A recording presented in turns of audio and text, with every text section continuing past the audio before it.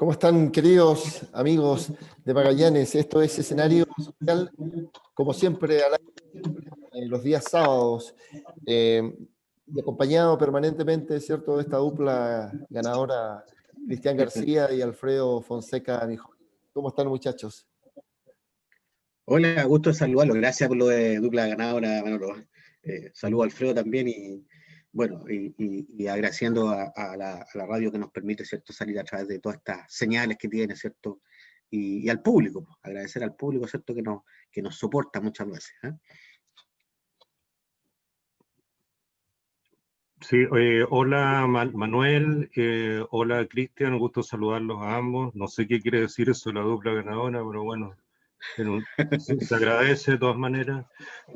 Y un saludo también a Radio Polar y a Cristóbal que nos acompaña y obviamente a todos nuestros auditores, televidentes, las personas que amablemente nos comentan, incluso las personas que no están de acuerdo con nosotros y nos hacen llegar algún comentario o su apreciación.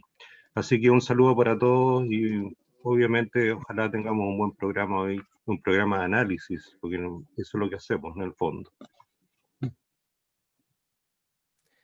Así es, Alfredo. Fíjate que dupla ganadora, digo, porque efectivamente, a propósito de lo que tú dices, respecto de la gente que nos escuche y de la gente que efectivamente en algunos casos no está de acuerdo con nosotros, eh, hemos ido potenciando este programita que partió hace ya casi un año y que de alguna otra forma se instaló como un programa de aporte, ¿cierto?, desde la función del análisis.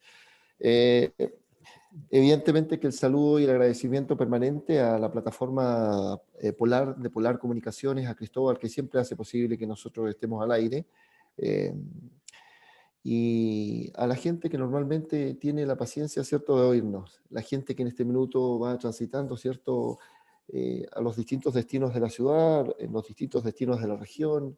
Siempre me gusta hablar de la gente que va en el colectivo, la gente que va en la micro, la gente que anda de a pie y que es parte de este Chile de verdad. Muchachos, a ver, solamente como siempre hacemos este preámbulo, ¿cierto? Este ejercicio de sintonizar con lo que ha ocurrido en la semana. El segundo bloque normalmente lo dedicamos a Magallanes. Eh, Fíjense que hay dos noticias que trascienden, ¿cierto?, de lo que ha ocurrido a nivel nacional y que tiene que ver una con eh, estos pagos que se hacen, ¿cierto?, y que se venían haciendo desde ya hace un tiempo, pero que a propósito de lo que ocurrió con la UDI, ¿cierto?, que se estableció de que habían unos informes que se pagaban y evidentemente cada uno de los diputados, ¿cierto?, aportaba con una cantidad de dinero para los efectos de pagar estos informes, ¿cierto? Entonces, esto genera una suerte eh, de alejarse aún más, ¿cierto?, los políticos de la realidad y de la transparencia que pide la comunidad respecto de las distintas actuaciones en materia política. Van quedando algunos bastiones, entonces, todavía aparentemente, ¿cierto?, de poca transparencia y que le van quitando aún mayor legitimidad al ejercicio político. Eso por una parte, muchachos, y por la otra, ¿cierto?, bueno, esta acusación constitucional, ¿cierto?, que caminaba en el Congreso en contra del ministro del Interior, Víctor Pérez, y que terminó con la renuncia de este a su cargo y con el nombramiento de un nuevo ministro en la cartera. Abro la conversación, muchachos, abro el análisis, el debate, Cristian. Mira, lo que tú señalas en la primera hipótesis, ¿cierto?, es totalmente válido porque, mira, hay que entender de que todos estos sistemas de medición de encuestas, medios de comunicación incluso, no pueden ser transformados como órganos de propaganda. Y existe la tendencia, en aquellos que son totalitarios, ¿cierto?, de utilizar estas vías como métodos o como instrumentos de la propaganda. Y en ese instrumento de la propaganda se van insertando temas. Se va insertando el tema no sé, de la violencia, de la izquierda golpista, y se van insertando esas cosas, como son las múltiples declaraciones que hemos escuchado de algunos personeros, y que al final, cuando tú le preguntas a la gente de a pie, y los totalitarios ocupan este refrán, pues, miente, miente, miente, algo va a quedar. Y al final la gente repite las mismas mentiras que está escuchando, porque las escucha de todos lados. En la encuesta, a la gente le encuestan y le preguntan 3 cosas. No le hacen preguntas abiertas. Y esas 3 cosas están predirigidas para resolver intereses de un grupo que quiere justamente que se ponga el acento en esas 3 cosas. Entonces, cuando tú diseñas encuestas, cuando tú haces medios de comunicación, eso tiene que ser abierto, tiene que ser realmente de estudio. Pero si tú lo pretendes transformar en un instrumento de propaganda, que ha sido el caso, esto es lo que termina ocurriendo, y más. Y por eso que se paga como se paga. Si esto no lo paga cualquiera, esto lo paga determinado sector, ¿cierto? También con un diseño un poco menos extraño, pero ahí están los resultados. Y respecto al tema del ministro Víctor Pérez, no se ha terminado la acusación constitucional por más que él haya renunciado. Esto va a seguir un proceso porque, de hecho, la mayor sanción que puede ocurrir es que vetado por 5 años para ejercer cargo de la administración pública, y eso significa que no va a poder ser candidato a nada. Pero a mí me parece que él renunció anticipadamente porque sabe contar. Porque por más que se diga en el discurso que no hay razones jurídicas o que las hay que entender que la acusación constitucional es un instrumento político, no es un instrumento jurídico. Porque si hubiese algún delito, eso estaría siendo conocido por la fiscalía y no por los senadores, ni por los parlamentarios. Los parlamentarios no están para hacer aquí o para suplir el rol del Poder Judicial. El Poder Judicial es que investiga los delitos. La acusación constitucional está hecha para otras cosas, y es una acusación política. Cuando se estima que políticamente alguien ha dejado de cumplir sus labores, políticamente alguien está incumpliendo su lealtad con el cargo, su lealtad con la nación, y por eso que fue acusado Víctor Pérez, pues si le dijeron, oiga, usted tiene la mano dura para algunos, pero no para todos, pues los camioneros los dejó los 10 días que hagan todo lo que quieran, hubo desabastecimiento, más encima se sacó fotos con ellos sonriendo, dijo que eran casi como amigos, y sin embargo a otra gente la masacraba a palos. Pues. Entonces no hay ley pareja, tampoco usted tiene control sobre Carabineros, porque estos han mentido todo lo que han querido, y usted no ha hecho ninguna sanción. Entonces, hay una responsabilidad que es política, y eso es lo que hay que entender. Esto es como cuando alguien está a cargo de una empresa y la empresa quebró. Naturalmente van a echar al gerente. Podrá haber quebrado por razones de mercado, no fraudulentamente, pero es una razón política. ¿Ah? Se le echa por incompetente. Aquí lo mismo, al ministro Pérez se le acusa de incompetente, se le acusa de desleal, desleal con el cargo, ¿ah? Porque él es ministro del Interior para todos los chilenos, no solo para un grupo de chilenos. Y entonces hay que dejar bien en claro que eso no es jurídico, eso es político. El juicio es político y es parte de los instrumentos que se entregan en este equilibrio de poderes. Para que el Ejecutivo no se arranque con los tarros y haga lo que quiera, el Parlamento tiene estos instrumentos de decirle, oiga, este peón del ajedrez tráigamelo para acá y lo voy a dejar jaque y lo voy a votar. ¿Ah? Para que usted, Ejecutivo en general, se comporte como se tiene que comportar. De eso se trata el juego de la política. Estos juicios son políticos. Y es justamente para entregarle equilibrio de poderes a la política, para que el Ejecutivo no haga todo lo que se le antoja.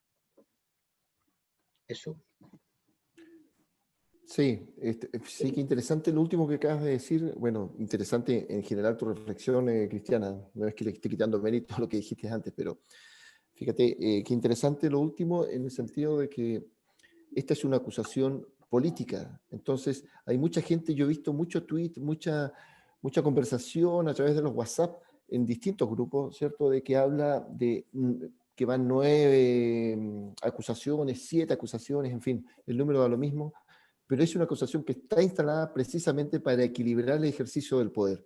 Entonces, cuando se empiezan a hacer interpretaciones en función de lo jurídico, evidentemente entonces lo que se trata de hacer ahí es de alguna otra manera entorpecer la actividad que en su origen sí tiene la acusación constitucional, que es de carácter político, ¿cierto? No sé qué piensas tú, Alfredo, fíjate, en función de estos dos temas que hemos planteado. Bueno, obviamente concuerdo con lo que dice Cristian en términos de, técnicamente, digamos, la acusación constitucional es un mecanismo que busca justamente el equilibrio del poder y buscar responsabilidades de índole política, ¿no?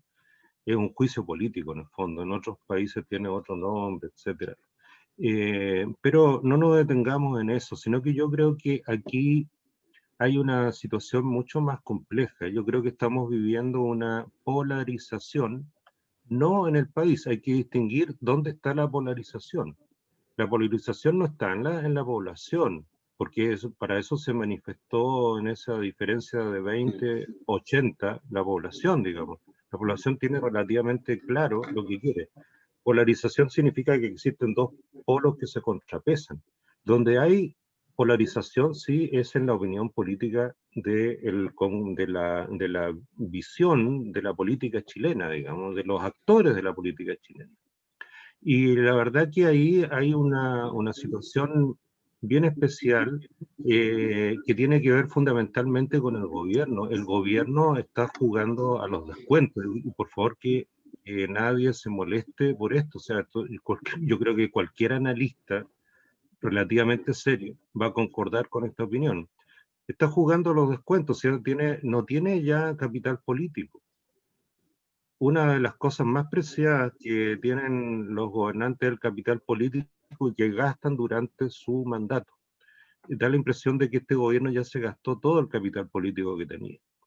Y obviamente nos vamos quizás a enfrentar, ya da lo mismo quién es el ministro del Interior, porque no es que la persona, digamos, no estoy hablando mal de ninguna persona en particular, sino que la institucionalidad, ministro del Interior, está bastante deslegitimada.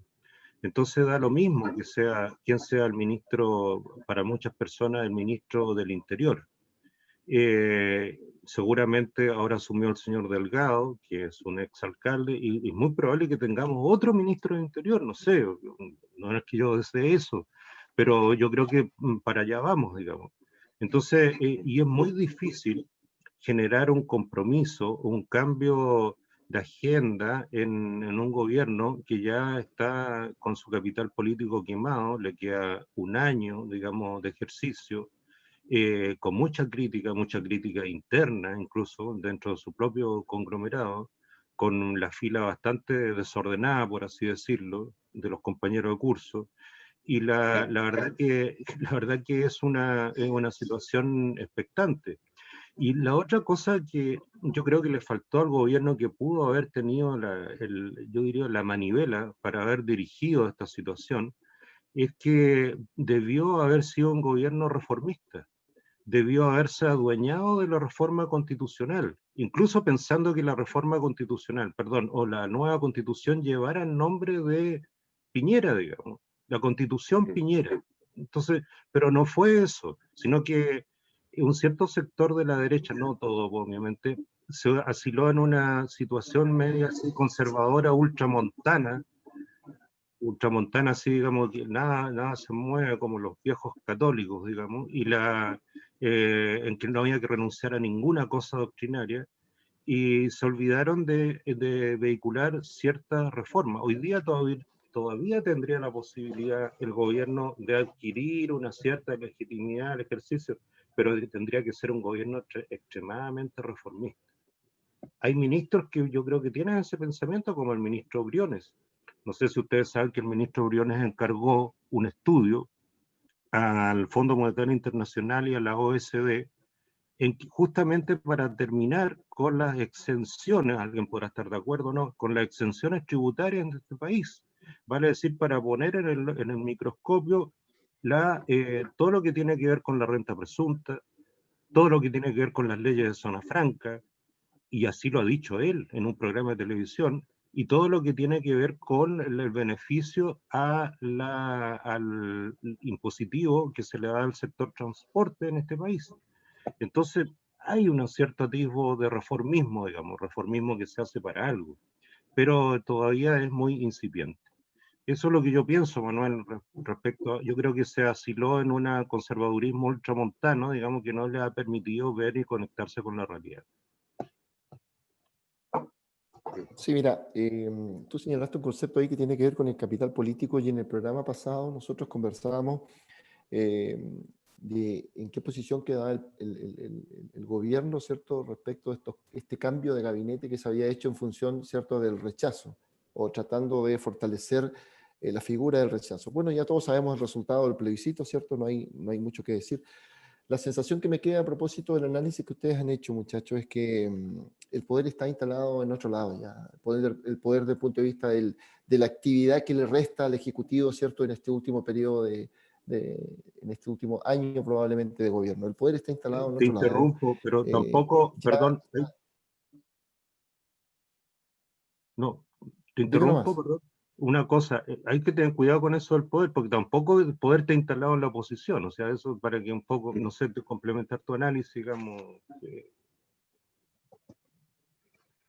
No, si para allá iba, no digo el Ya. poder efectivamente que el poder en este minuto esté en la oposición, sino que lo que digo que el poder desde el punto de vista del ejercicio del poder en este minuto y del mandato que tiene la autoridad está instalado en otro lado. Ya la carrera presidencial desde el punto de vista de la actividad, de la gestión y la administración del gobierno, a eso me refiero. ¿Ya? Gracias de todas formas, Alfredo. Voy a para allá, pero para hacer la diferencia con respecto a que efectivamente el poder no está instalado en la oposición. Entonces ya la carrera presidencial de alguna otra forma está desatada, se fijan, estamos recién saliendo de un plebiscito donde la comunidad fue clara, ¿cierto?, respecto de lo que quería, y sin embargo ya la carrera presidencial se desató, se nos viene encima un proceso constituyente eh, y, y estamos todavía, ¿cierto?, de alguna otra manera en la región, ya seguramente hablaremos de aquello, todavía no tenemos certeza de quiénes van a ser candidatos a distintas cosas. Entonces, hay una... siento que se están viviendo procesos de manera acelerada por toda la contingencia que se ve en el año 2020 desde el punto de vista del calendario electoral, y eso hace que efectivamente se confunda mucho más, creo yo, la ciudadanía. Nos queda un resto de tiempo todavía, Cristian, en esta fase del programa. Sí, mira, coincido con Alfredo que el poder tampoco está en la oposición y cuando tú dices, claro, que el poder está en otra parte, uno pudiese decir, ¿sabes lo que pasa? Que en realidad lo que hay es un vacío de poder. Si este gobierno lo que dejó fue un vacío de poder. Y eso es lo grave, hay un vacío de poder y un vacío de poder, y cuando hay vacío de poder, se lo toma el populismo. ¿Ah? Entonces, hay que tener cuidado con lo que se viene porque yo creo que los partidos políticos van a cometer varios errores, pero el error que no pueden cometer es el de insistir en una postura de que este proceso constituyente sea una especie de cementerio de elefantes y seguir llegando subsecretarios, exministros, exdiputados, exparlamentarios, ex que perdieron cualquier elección y tendrían que refrescarse con rostros del área del mundo social. Y a su vez, esto también ya lo hemos dicho, el mundo social no puede seguir siendo monotemático respecto de un tema. Tendrá que ver el desafío país y cómo se hace para que las instituciones de un país funcionen, el tipo de Estado y la forma de equilibrio de poderes. Si la cuestión de los derechos, todo el mundo está claro que todos quieren ser felices, nadie va a colocar en la Constitución que quiera hacer infeliz a los ciudadanos. La pregunta es cómo se hace. Y ese cómo se hace, yo he visto que aquí los movimientos sociales también tienen que pensar un poquito más políticamente, tienen que asociarse entre ellos, tienen que buscar alianza también con los partidos o derechamente confrontar a los partidos, pero solos como tales no pueden ir, tienen que juntar una masa más grande y ponerse a trabajar realmente en lo que viene para el futuro. Pero también, por más futuro que haya, el presente sigue corriendo y en el presente los parlamentarios tendrán que seguir haciendo las leyes que correspondan, el Ejecutivo tiene que seguir haciendo su pega porque todavía le queda un año de gobierno y hay elecciones y los partidos tendrán que llevar también a su gente para las elecciones que se vienen, que esos cargos hay que cumplirlos, hay que suplirlos, tienen que llenarse y la gente tendrá que seguir votando porque si no vota, alguien va a ser alcalde, alguien va a ser gobernador, alguien va a ser presidente de la República, alguien va a ser parlamentario y alguien va a ser constituyente. Si usted no sale a votar, otro va a tomar la decisión por usted. Entonces también hay que estar atento en este periodo que queda. Mira, Alfredo, qué interesante lo que acaba de decir Cristian, porque efectivamente también hemos hablado en algún otro programa del populismo, fíjate, y efectivamente hacia allá apunta mi comentario, esto tiene que ver con no caer en el populismo y lo que va a ocurrir, o lo que uno viene escuchando en los distintos medios, la información que trasciende desde los análisis que se hacen, ¿cierto? Es que efectivamente esta ausencia de poder se siente de manera transversal, tanto en el propio sector de gobierno como en la oposición. Entonces, yendo un poco al proceso constituyente y tomando una frase interesante de tu columna, Alfredo, esta falta de integración a la que te refieres ahí, probablemente apunta a otra cosa, pero me quedo con la frase, fíjate, el proceso constituyente, eh, los partidos van a hacer todo lo posible, a propósito de lo que decía Cristian hace un rato, y probablemente eso aún no se ha entendido respecto a lo que dijo la comunidad en el plebiscito que lo dijo de manera muy contundente, muy clara. Los partidos van a hacer todo lo posible, ¿cierto?, por posicionar, ¿cierto?, a sus distintas figuras en el proceso constituyente. Y evidentemente con eso van a ir resguardando sus intereses. La pregunta es, si existe falta de integración, entonces, entre los intereses propios del partido, ¿cierto?, y las demandas propias de la comunidad. Te dejo este espacio de reflexión, Alfredo, en lo que nos queda de programa. Sí, bueno, pero a ver, yo creo que, a ver, hay que hacer una distinción también. Los partidos no son malos por sí mismos, digamos. Los partidos los hacen malos las personas o buenos las personas. Y los partidos son muy necesarios en una democracia. Si una democracia se basa en un sistema de partidos políticos, aquí en Dinamarca, en Bélgica, en todas partes, digamos. Entre otras cosas, hay una serie muy buena que se está dando en la televisión por streaming que se llama Borgen, que habla sobre la política danesa, recomiendo, digamos, verla. Y la verdad de las cosas es que los partidos son muy necesarios. Obviamente necesitamos mejores partidos y necesitamos que los partidos también se vayan conectando más con la realidad.